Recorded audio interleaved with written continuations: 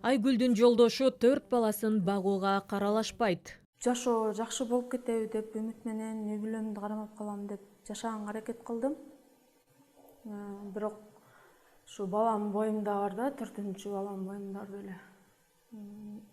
Ар кандай ар убакыт үйдөн кетип калып, таштап коюп, ата энем жардам берип жүрдү. Азыр болсо ошо ата энемдин колунда, ошолордун колунда төрөдүм.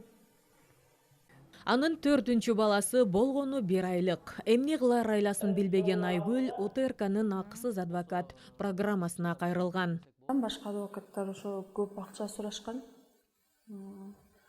Баягы документтерди ырастап сотко чейин өткөрүүгө, документтер ырасталатындай болот, биздин кызматыбыз көп болот деп акча сурашкан. Анан мен ошодон дагы өзүмдүн укугумду коргой албай, анткени өзүм акча бере албайм да. Анан ошон үчүн ажырашууга эч немем болгон эмес.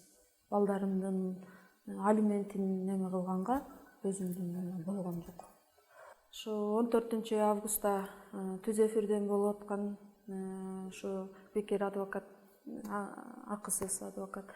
Ошого тандалып алындым, жазып өзүм көйгөйүмдү жаздым эле. Ошол жерден тандалып алынып, шүгүр.